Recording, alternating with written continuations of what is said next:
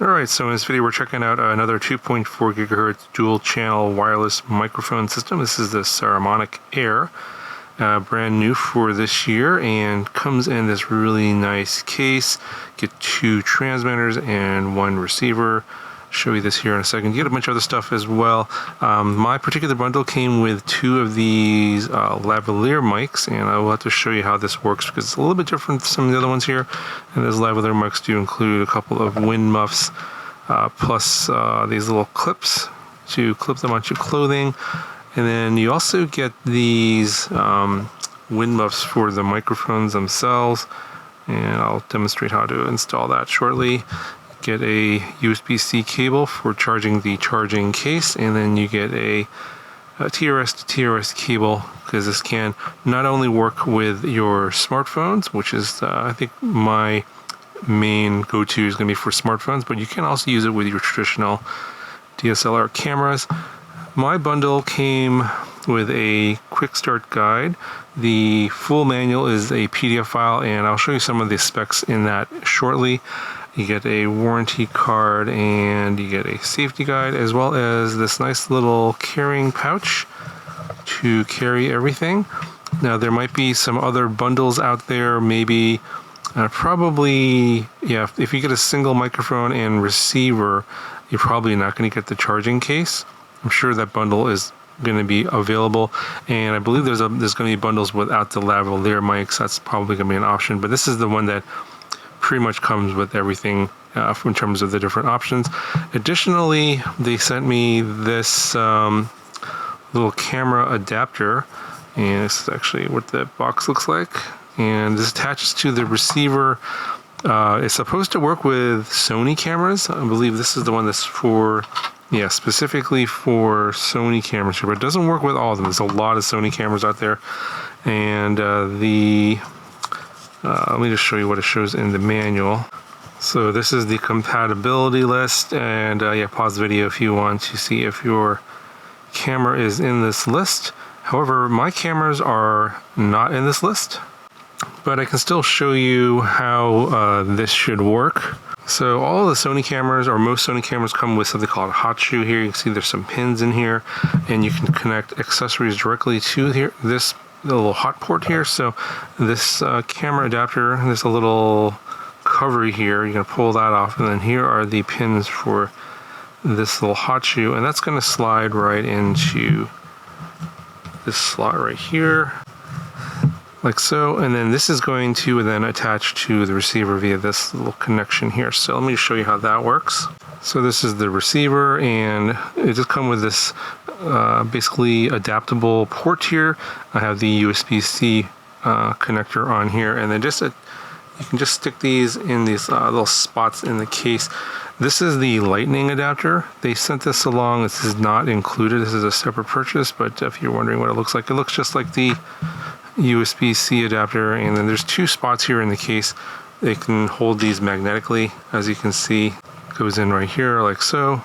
But for the Sony camera adapter, you're going to rotate this adapter piece out. You're going to slide this in, pop this in, and rotate it, and that locks it into place. And then you're going to then stick the receiver into your camera here, and then basically this hot shoe powers the receiver and also sends the audio signal directly to the camera. But because mine does not work with this adapter, I'm just going to use the traditional 3.5mm port on the side, and so I'm just go ahead and I'm just going to disconnect this, and instead what you're going to use is this little clip that's right in the case here. This is included, and it's not electronically enabled, so I'm just going to go ahead and stick this on. It goes on like that, and it's a little clip here. You can clip it onto other cameras or such. It's basically universal, but in this case it does fit the hot shoe. It just doesn't have any electronic connection. It's just there for holding it in place, and then you use the TRS cable here. There's 2 ports here on the side. There is a headphone jack and a audio out, and we're going to use the audio out. So the headphone jack is for monitoring your audio if you're going to be doing using it for recording video and want to check if the audio levels are correct and such, you can connect the headphone jack there and then listen to your audio. And then I'm just going to plug the other end into my camera like so. So this is how you would normally use this with a traditional DSLR camera. However, for the purposes of this video, I am going to mainly be using this with my smartphone. So I'm going to pop this back out again. And it just goes into that little slot there. And we just stick in the USB-C. It goes in like so. And then you rotate it like that. Locks into place. And then it just have these little charging contacts there for charging through the case here, as well as your two transmitters. So here are what the transmitters look like. There is a clip here for clipping onto clothing, so you're kind of normally using it, or you can use the included magnet. That's probably what I would use mostly, is the magnet like that. That's probably going to be more convenient. The actual microphone element is right there. You have a little status light here in the front. So the blue means it's paired and it is working with it's connected to the receiver, and you can see here that you got your audio levels there. We'll talk about all this stuff on the receiver here in a second. And if you want to mute the mic, you press this button over here, the power button, and you get a flashing red light, which means the signal is muted.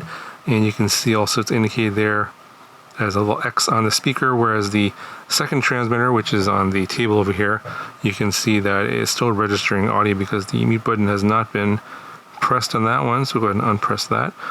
And then now we have audio on both. Turn on the noise cancellation. You can press the noise cancellation button once. There's two levels of noise cancellation. The one here with the green icon is strong noise cancellation for probably really loud environments like stadiums, crowds, a lot of street noise like traffic going by. And then there is a second level of noise cancellation. The icon looks like that. It's called weak noise cancellation. It's probably more for like background noise, maybe like humming or fan noise, that kind of thing, like small equipment. That's kind of annoying. You just want to get rid of it. And weak noise cancellation is the way to go. And if you want no noise cancellation, there's no icon there. That is the default. And on the transmitter, when you have the noise cancellation activated, the light goes from blue to green. Over on this side of the transmitter, there's this little port here for your lavalier mic. And this is the connector. Obviously, it just plugs in like so. So I'm not really sure what the name of that connector is. If you know, let me know down in the comments. But it's a proprietary connector, it seems like, not standard. The charging contacts are over here in the back, and it just sits in the case like so. And when you put in the charging case, it automatically turns off, and then you'll see that the signal is lost right there because it has powered off.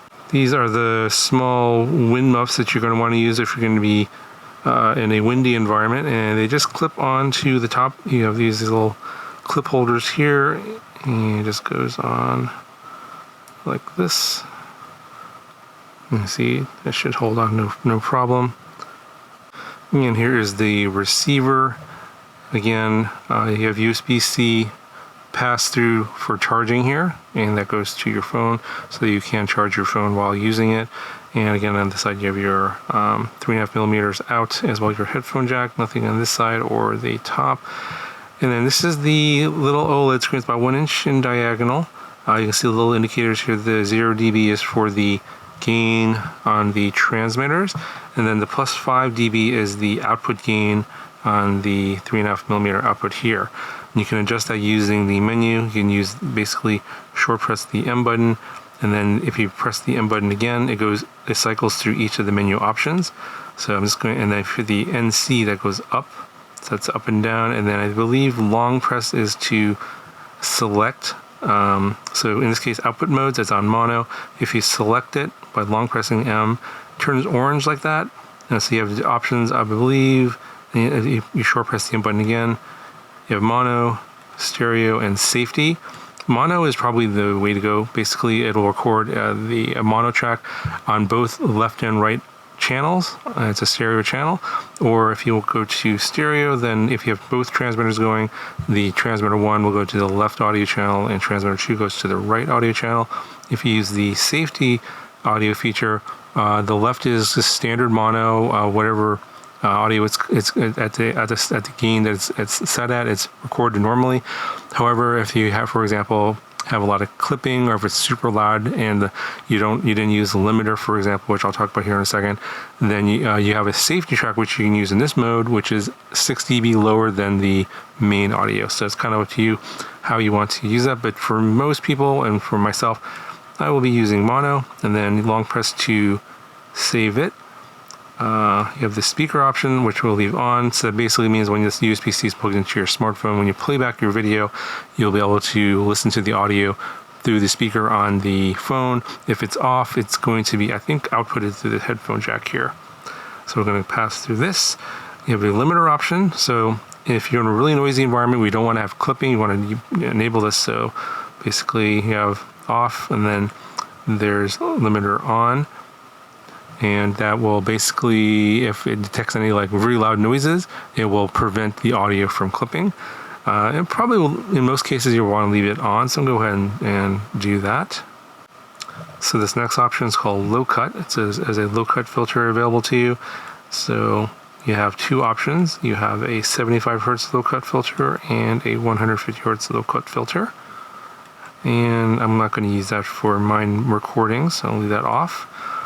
Screen brightness is set to 75%, so if you want to make it a little brighter, which I think I probably could use here, let's go ahead and it goes in 25% increments, so I'll increase it to 100%. And we'll save that. Backlight, yeah, always. Transmitter indicator, TX indicator, 50%. I believe that is this here. Let's see the light on here, so let's go ahead and see what happens when we switch this. 25%. Off and 100%, or that might be the transmitter indicator on the display here. Let me see if that changed anything. Let me take it all the way to 25%, and let's exit out of here. Doesn't seem to change anything, so I'm not really sure what that does. Let's see what happens when I turn it off. Okay, so when you turn the transmitter indicator off, I think that's what that is there. The brightness doesn't seem to make much of a difference. I'll go ahead and turn that back on because I do want to know what is going on with the transmitter. There we go. You can change your language here.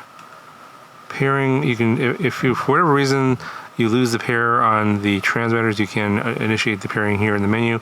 It does come paired out of the box from the factory, so most cases you're not going to be messing around with that. You can do reset to default here, and this is the current firmware version. And firmware updates are available through the app, which I will show you in a second. To get out of the menu, just press the power button like that, and we're out. And just really quickly, do want to show you the specs here. It's pretty standard compared to most other options out there available on the market. You know, frequency response 20 Hertz to 20 kilohertz, sensitivity negative 32 dB, standard 2.4 gigahertz, transmission range up to 300 meters, and I'll do a little range test later in the video. Sampling rate's 48 kilohertz, and the bit rate is 24-bit audio. There's the battery capacity and battery life, and that's on the transmitter. So yeah, it's pretty long, about 10 hours on those little transmitters. So very good battery life. And then I'm told that the case can charge the transmitters and the receiver up to 1.5 times. So you have lots of power on time. And here is the specs on the receiver. You can go ahead and pause the video if you would like to take a look. And the battery in the charging case is 1300 milliamp hours again, so plenty of charging and power on time for this. So go ahead and demonstrate the Saramonic app. You can get that from the Google Play Store and also Apple Store as well. And you do have to create an account to use it. So we're going to plug this in here. And it also says you want to allow the Saramonic to access the Saramonic Air. Say OK. I don't want notifications. And you can see here that it's already, you can see that the indicators are working. You can see that I'm tapping on the transmitter. All the audio feedback is being shown here in the real-time monitor, and you can also adjust all the settings I showed you on the receiver in this menu here. You can adjust those in the app as well. All right, so we'll go here to the device management, and you can see the receiver showing a little picture of what it's looking at. Again, the mono, you can stereo, safety. I believe all the same stuff is there. Speaker on and off. Got your noise cancellation over here. Strong, weak, the same icons, so very nice. You have your low cut here, limiter, and you got your little audio gain in real time shown there, as well as the receiver output gain. You can adjust that over here as well. Got your transmitters, along with your signal strength and battery meter, and also you can adjust your transmitter gains here as well. So all the stuff that you can do on the receiver menu here with the buttons, you can do that all in the app as well. So you don't necessarily have to use the app other than unless you want to do firmware updates. So you can do all the same functions in the menus, but this might be a little bit easier for some of you. Alright, so I should cover all the features and specs of this Saramonic Air. Go ahead and take it out to the field now and give you some sample audio so you guys can evaluate it for yourself. Alright, I'm doing a baseline test of the Saramonic in my car. It's stopped, no road noise, and the windows are closed, and this is with no noise reduction. Alright, so this is with the first level of noise reduction, or the weak level of noise reduction. Again, in the car, baseline test, no road noise, and we're stopped. So this is with weak noise reduction. Alright, so this is with strong noise reduction. Again, in the car, completely stopped, no background noise, no road noise. And this is with strong noise reduction in the baseline test. Alright, so here's what it sounds like in my car with a little bit of road noise. I am driving now, and this is with no noise reduction. I'm going to lower the windows, open the windows here a little bit. Now we got some wind noise, no noise reduction on right now. Got a car going by. I'm going to turn on weak noise reduction. This is weak noise reduction with the windows down, and it's quite noisy in here. I can hear myself barely, but we'll see what it sounds like on the audio. Now turn on strong noise reduction. So this is strong noise reduction with the windows down. Lots of wind noise, background noise. Let me know what you guys think in the comments on how the audio quality is. Alright, doing the range test here on the Saramonic. It's on, the microphone's on my hat with the magnet. And just gonna walk away here, try not to block the signal with my body. There's a lot of Wi-Fi here, as is an office park, so this is a good test to see how well this 2.4 gigahertz system can penetrate all the Wi-Fi here. It's about, I don't know, maybe 50 meters away now. And I have a strong noise reduction turned on, so there's a car right there next to me. I think if I turn around and if I block the signal, probably notice that the signal got blocked there by my body. But I think that's probably about as well as it's going to do at this spot here, because I've tried some other microphones and they usually break up before I get further. But anyway, it's going to cover for this video. If you've got any questions, comments, let me know in the comment section below. Talk to you guys in the next one.